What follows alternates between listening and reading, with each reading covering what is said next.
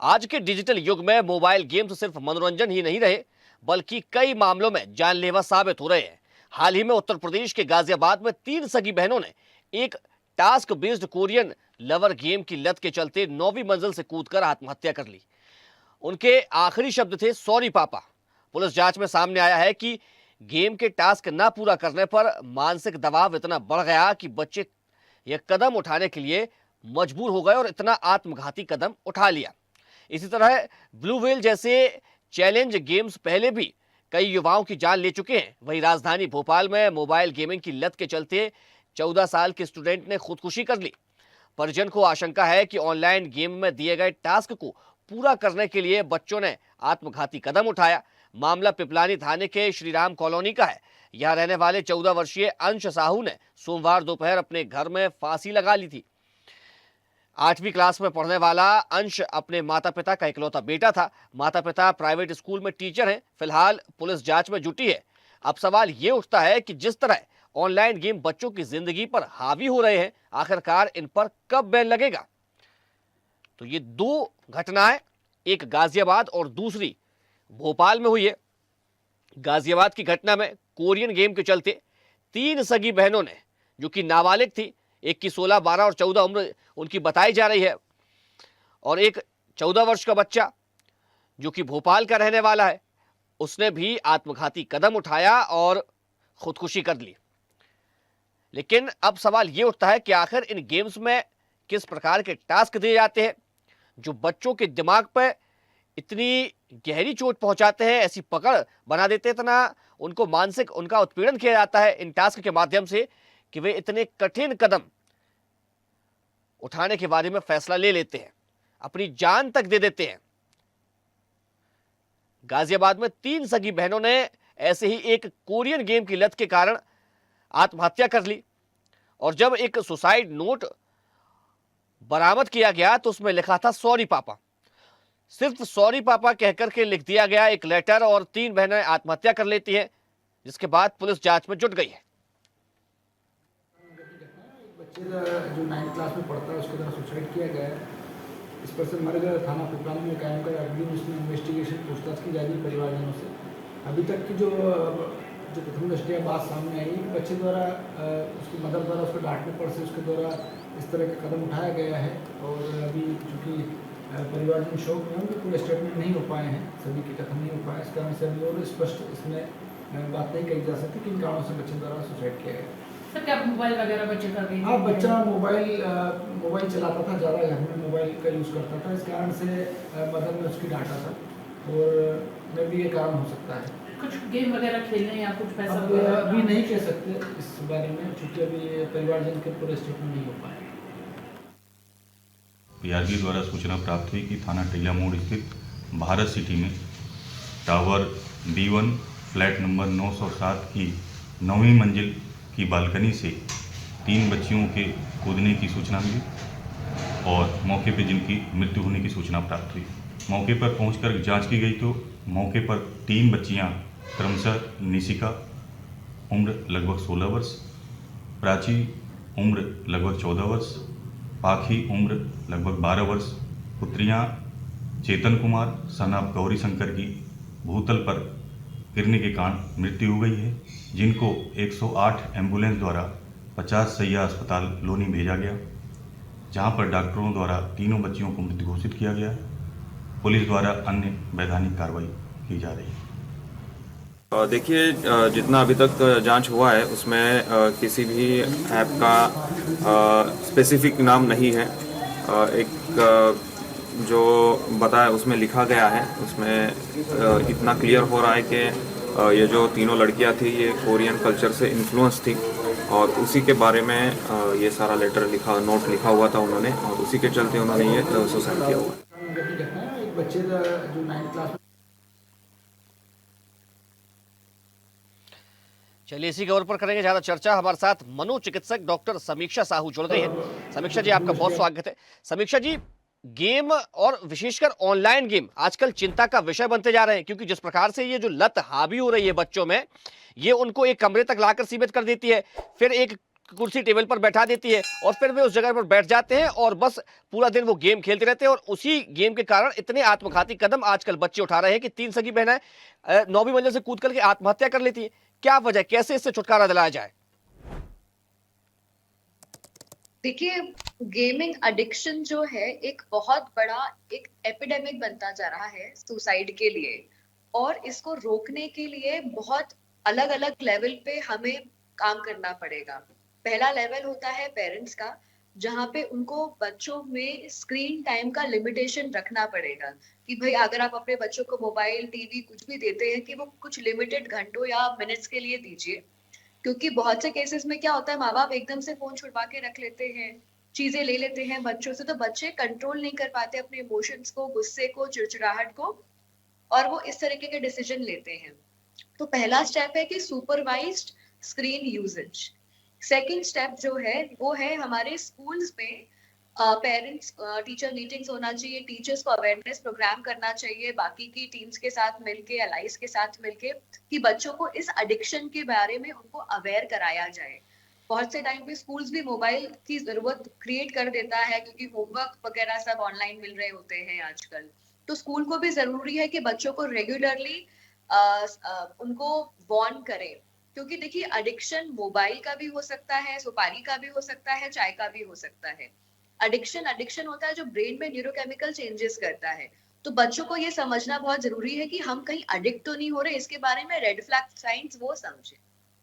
तीसरी चीज, ये बात सबके दिमाग में बहुत क्लियर होना चाहिए कि सुसाइड के विचार आना एक नॉर्मल चीज नहीं है।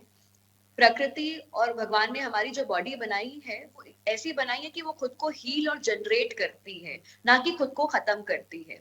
तो अगर ऐसे विचार आपके दिमाग में आते हैं जो आपको खत्म करने के लिए आते हैं, आपको हार्म करने के लिए आते हैं, तो उन विचारों को उतनी ही गंभीरता से ले जैसे आप एक हाई ग्रेड फीवर या हार्ट अटैक के सिम्टम्स को लेते हैं। तुरंत किसी भी डॉक्टर या किसी भी को आपको कंसल्ट करना जरूरी है। इन विचारों को लाइटली ना ले, नॉर्मली ले, किसी ना किसी से बात करें।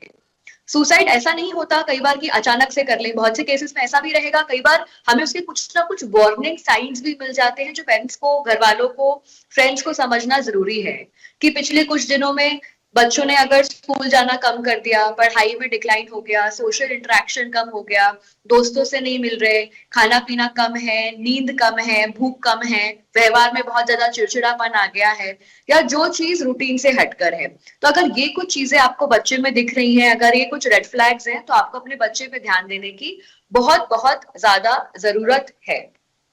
समीक्षा जी, क्या आउटडोर गेम्स समाधान हो सकते हैं? 100%। मेरे पास जितने भी बच्चे आते हैं, आजकल आप मानेंगे नहीं, 6 साल के बच्चों में इतना वायलेंट बिहेवियर हो गया है, उनकी जिद नहीं मानी जाती तो पेरेंट्स को मारने लगते हैं, पीटने लगते हैं, जमीन पे लेट जाएंगे, जिद करेंगे। क्या होता है ना, हम अगर बच्चों के अंदर पेशेंस नहीं डेवलप करेंगे, उनमें फ्रस्ट्रेशन को टॉलरेट करने की क्षमता नहीं डेवलप करेंगे, तो वो हर छोटी सी असुविधा पे अपना माइंड लूज करने लगेंगे। हम गेम्स खेलते हैं, हम आउटडोर एक्टिविटीज करते हैं, तो हम उसमें एक टीम बिल्डिंग एक्सरसाइज भी समझते हैं, हम उसमें हारना जीतना भी समझते हैं, हम अपने इमोशंस को रेगुलेट करना भी सीखते हैं। आउटडोर एक्टिविटीज हो, आर्ट हो, क्राफ्ट हो, म्यूजिक हो, ये सबसे माइंड में बैलेंस बहुत ज्यादा बनता है। इसलिए किसी भी बच्चे के लिए जरूरी है कि पढ़ाई के साथ साथ जितना माँ बाप पढ़ाई पे प्रेशर देते हैं, उतना ही प्रेशर उनको बच्चों के स्पोर्ट्स या कोई ना कोई आर्ट या कल्चरल एक्टिविटी पे देना चाहिए, ताकि उनका ओवरऑल डेवलपमेंट बने और उनके अंदर इमोशंस को हैंडल करने की सुविधा मतलब समझ बढ़े।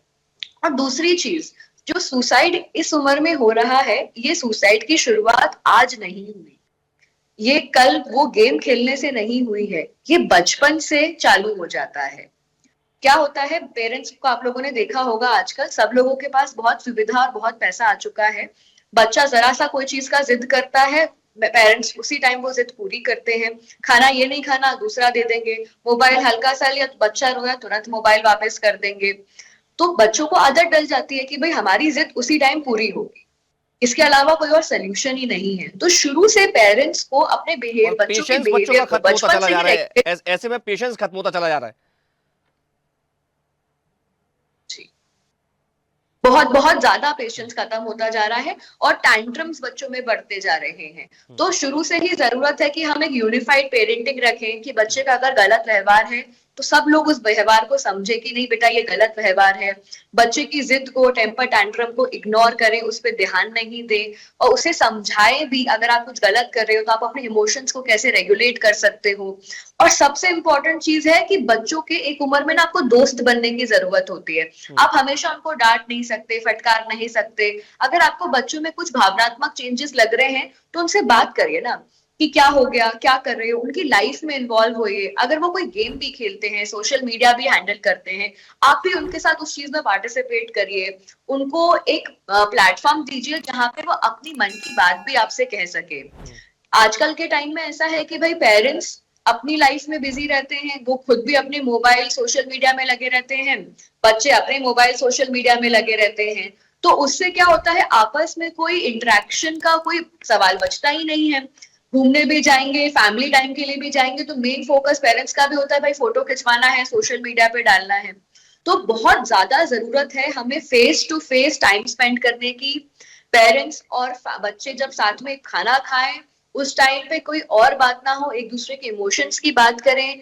हफ्ते में 1 या 2 दिन डोपामाइन डिटॉक्स करें। इसका मतलब है कि बिल्कुल स्क्रीन, मोबाइल, इन सब से पूरा का पूरा परिवार दूर रहे, जिस कारण से आपस में एक कम्युनिकेशन इंप्रूव होगा। कुछ ना कुछ फैमिली एक्टिविटीज, फैमिली गेम्स इकट्ठा खेलें ताकि बच्चों को वो टाइम समीक्षा जी, मैं आपसे एक और बात जानना चाहूंगा। देखिए, आजकल का जो परिवेश हो गया वो एकल परिवार का चलन बढ़ गया है। पहले संयुक्त परिवार हुआ करते थे, बड़े परिवार हुआ करते थे, तो लोग बच्चे खेलते थे, पूरे घर में ही खेलते रहते थे और तमाम सारे लोग घर में हुआ करते थे। लेकिन अब पिता ऑफिस चले जाते हैं, माँ घर के काम में व्यस्त हो जाती है, बच्चा स्कूल से आता है तो उसको कुछ समझ नहीं आता तो वो अपने फोन में लग जाता है। और आजकल तो ये भी कह दिया गया है कि बाहर मत खेलो, ज्यादा दोस्तों से मत मिलो, तो फिर उसके पास एक ही जो सहारा बचता है वो उसका फोन बचता है। तो अब इस समस्या से फिर कैसे निपटा जाए?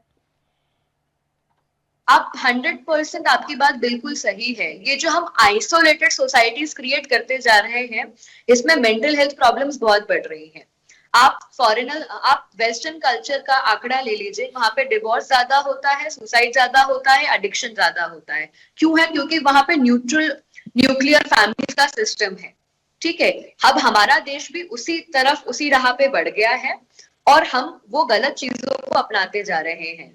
बट अब ये भी चीज है कि जॉब्स, इन सब की वजह से उन लोगों, पेरेंट्स के पास भी ऑप्शन नहीं रहता। इसीलिए बहुत जरूरी है कि आप बच्चों को ऐसी एक्टिविटीज में डालें। लोगों को लगता है हमने बड़े स्कूल में डाल दिया तो बच्चा वहीं खेल भी लेगा, सब कर लेगा। नहीं, ऐसा नहीं होगा। बच्चे के लिए 3 एक्टिविटीज, आपको उसका डे प्लान करना पड़ेगा, जहां पे आप उसे स्कूल भी भेजेंगे, आप उसको स्पोर्ट्स भी भेजें, आप उसको कोई कल्चरल एक्टिविटी में भी भेजें और दिन का 1 घंटा फैमिली टाइम भी रखें। ये बहुत ज्यादा जरूरी है। देखिए, मैं ये नहीं कहती कि माँ बाप अपना काम धंधा छोड़ के दिन भर बच्चे के साथ रहें। Quantity of time is not important, quality of time बहुत इंपॉर्टेंट है। आप अपने बच्चे के साथ आधा या 1 घंटा बस ऐसा दीजिए जिसमें आप उसके साथ जुड़ सके, आप अपनी फीलिंग, भावनाएं शेयर कर सके। बच्चों को घर का पार्ट बनाइए, उनको डे टू डे एक्टिविटीज में, घर की समस्याओं में, अच्छी बुरे में आपको उन बच्चों को ऐड करना चाहिए, तभी बच्चे घर में इन्वॉल्व रहेंगे। पेरेंट्स क्या करते हैं, बच्चों को घर की आधी परेशानी नहीं बताते, उनको दुख नहीं बताते, उनको सोचते हैं चुप जाओ, कमरे में जाओ, बात कर। नहीं, बच्चों को अपने घर में इन्वॉल्व करके रखिए। सामान लाना है घर का, कहीं ट्रिप प्लान करनी है, खाना डिसाइड करना है, कोई दिक्कत आ गई है, बच्चे साथ में इन्वॉल्व रहेंगे, उस डिसीजन में रहेंगे तो वो और ज्यादा बॉन्डिंग अच्छी होगी। बिल्कुल। समीक्षा जी, मैं आपसे एक छोटी सी बात और जानना चाहूंगा। देखिए, ये जो गेम्स होते हैं जिनकी लत लगातार लगती जा रही है, ये कैसे बच्चों के दिमाग पर अटैक करते हैं? क्योंकि ये इस प्रकार से बच्चों के दिमाग को संकुचित कर देते हैं कि इतना बड़ा कदम तक उठा लेते हैं बच्चे। देखिए सर, जितने भी ये जो गेम्स हैं, ये लर्निंग थ्योरी के प्रिंसिपल पे बनते हैं। ठीक है, हमारे बहुत से साइंटिस्ट थे, स्किनर, जिन्होंने लर्निंग थ्योरीज दी कि अगर आप किसी व्यक्ति से कोई बिहेवियर कराना चाहते हो तो छोटे छोटे बिहेवियर को पॉजिटिवली रीइंफोर्स करो। जैसे अगर हम कॉर्पोरेट में काम करते हैं, अगर हम अपना टारगेट मीट करते हैं तो हमें बॉस इंसेंटिव देता तो हम वो बिहेवियर करते हैं। ठीक है, हम और अच्छा काम करते हैं। सिमिलरली ये गेम्स में क्या होता है, आपने कोई एक एक्टिविटी करी, आपने कोई टास्क किया, तो आपको उसमें बोनस पॉइंट्स मिलेंगे, एक लेवल अप हो जाएगा, तो आपको अच्छा लगेगा, आपको वो चीज का रिवॉर्ड मिला। तो ब्रेन का जो रिवॉर्ड पाथवे होता है उसमें ये गेम्स चेंजेस लाते हैं, इसलिए बच्चों को छोटी छोटी एक्शंस करके वो वही एक्टिविटीज करने लगते हैं। जैसे अगर हम डॉग का ट्रेनिंग, एनिमल ट्रेनिंग करते हैं सर्कस वगैरह में, तो आपने देखा होगा हर छोटी छोटी चीज पे वो डॉग को या एनिमल को एक ट्रीट देते हैं, वो वही बिहेवियर करने लगता है। तो ये गेम्स में ऐसी प्लानिंग होती है कि जहाँ पे आप छोटा छोटा रिवॉर्ड्स मिलते हैं ये स्लो पॉइजन का काम उनके जीवन के लिए कर रहे हैं। ये उनके बिहेवियर और उनके माइंड की सोचने की क्षमता को ही चेंज कर रहे हैं। ये ब्रेन के अंदर एक एरिया होता है न्यूक्लियस अकम्बन्स, जहां पे अगर हमें सब चीजें खेलते हैं खुशी महसूस होती है। जिस चीज को करने से बार बार खुशी होगी आदमी वही करेगा ना। बिल्कुल। और आदमी एक अलग दुनिया जाता है, ये सोशली आइसोलेट कर देते हैं, घर वाले से कट ऑफ कर देते हैं। इन सारे गेम्स में चैट्स होती हैं, चैटिंग करते हैं बच्चे, अलग अलग टाइप के दोस्त बनाते हैं जो इलीगल हैं, कुछ बड़े लोग भी हैं जो बच्चों से गलत काम कराते हैं, ब्लैकमेलिंग होती है। तो गेम ये लूडो सांप सीढ़ी जैसे नहीं है आजकल के, ये जितने भी फ्री फायर, डिस्कॉर्ड है, आप ये जो कोरियन लव गेम है, रैंप वॉक है, बहुत सारे गेम्स आते हैं। बिल्कुल, तो यानी कि ये जो आजकल के जो गेम्स है ये बच्चों के दिमाग पर सीधा प्रभाव डालते हैं। हमारे साथ जुड़ने के लिए समीक्षा जी आपका बहुत शुक्रिया। चलिए इसी पर ज्यादा जानकारी के साथ न्यूज एट डिजिटल अनिरुद्ध सोने हमारे साथ जुड़ गए। अनिरुद्ध देखिए लगातार जो है वो गेम्स की ऐसी खबरें आती है।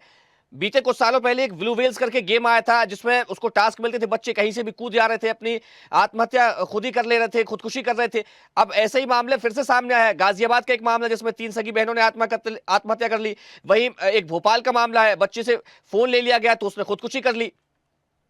भोपाल के मामले की बात करें तो भोपाल में ये बड़ा ही चौंकाने वाला नहीं, बड़ा ही गंभीर मामला है। 14 वर्ष के अंश साहू ने की मौत हुई है और ये अंश साहू जिस घर में रहता था, मतलब जो उसका परिवार था छत्रसाल नगर में, माता और पिता दोनों ही टीचर हैं निजी स्कूल में, और उनका एक ये बेटा था अंश साहू, इसकी मौत हुई है। और मौत होने का कारण, हालांकि जब मौत हुई और पुलिस ने पड़ताल की, न तो वहाँ से कोई सुसाइड नोट मिला है और न ही वहाँ मौत का कोई कारण मिला है, लेकिन घर वालों ने बताया उसके जो दोनों ही पेरेंट्स टीचर हैं, माता और पिता, कि ब्लू व्हेल गेम अंश अक्सर खेलता था और ब्लू व्हेल गेम के कारण ही कई बार परिवार वालों ने उसे मना भी किया था। तो पुलिस ने फिलहाल केस दर्ज करके मोबाइल अंश साहू का जब्त कर लिया है और इसका लॉक खोलने की पूरी कोशिश अभी भी जारी है। और लॉक खुलने के बाद पता चलेगा कि वो गेम में किस स्टेज पे था, किस कंडीशन में था। लेकिन ये काफ़ी दिनों बाद एक बड़ा चौंकाने वाला मामला है। 8th क्लास का स्टूडेंट था अंश साहू, 14 साल मात्र उसकी उम्र थी, और उसकी मौत ने पूरे भोपाल के जो अभिभावक हैं, पेरेंट्स हैं, उनको चौंका दिया है कि कहीं ये उनका बच्चा भी तो ये इस तरह के गेम्स आदि तो नहीं खेलता है, और ब्लू व्हेल गेम के कारण ही उसकी मौत हुई है। ये बात परिजन मौखिक रूप से स्वीकार कर रहे हैं, लेकिन जब मोबाइल फ़ोन के लॉक खोल के उसका जांच की जाएगी तो ही पता पड़ जाएगा कि वो कौन सा गेम खेल रहा था। लेकिन उसकी मौत गेमिंग से हुई है, मोबाइल गेमिंग से हुई है, ये बिल्कुल तय है। अनिरुद्ध देखिए, क्या परिजनों का इस मामले को लेकर कोई बयान सामने आया कि बच्चे के जो बिहेवियर है उसमें कुछ चेंजेस हो रहे थे, उसका व्यवहार बदल रहा था? बिल्कुल, बच्चों ने मीडिया के सामने तो नहीं, लेकिन पुलिस को अपना बयान जरूर दिया है। और जब उनसे पूछा गया कि सुसाइड नोट आदि कहीं घर से मिला या नहीं, जिस रूम में उसकी मौत हुई, जहां पे वो बीमार पड़ा हुआ मिला, तो उनका कहना था कि ऐसा कोई सुसाइड नोट नहीं है, लेकिन उनका बच्चा मोबाइल गेम खेलता था और मोबाइल गेम खेलने के कारण ही उसे कई बार पेरेंट्स की डांट भी पड़ी थी। लेकिन अंश साहू कि ये मौत ने न केवल उनके घर वालों को, बाकी छत्रसाल नगर के हर नागरिक को, हर निवासी को और भोपाल को चौंका दिया है कि इतनी छोटी सी उम्र में वो भी मोबाइल गेम की लत के कारण, इसे लत ही कहा जाएगा, एक बिल्कुल निश्चित तौर पर स्टूडेंट की मौत हो जाती है। बिल्कुल, अब ये पूरा मामला पुलिस की अंश ने जो कदम उठाया इसने पूरे जो माँ बाप है उनको भी परेशानी में डाल दिया, और अब माँ बाप को भी विचार करना चाहिए कि आखिर कैसे वे अपने बच्चों को इस गेम की लत से बाहर निकालें। तमाम जानकारी के लिए आपका बहुत शुक्रिया। देखते रहिए स्वदेश न्यूज। अगर आप इस वीडियो को सोशल मीडिया हैंडल फेसबुक या इंस्टाग्राम पर देख रहे हैं तो हमें फॉलो करें, अगर यूट्यूब पर देख रहे हैं तो सब्सक्राइब करें और बेल आइकन दबाना ना भूलें।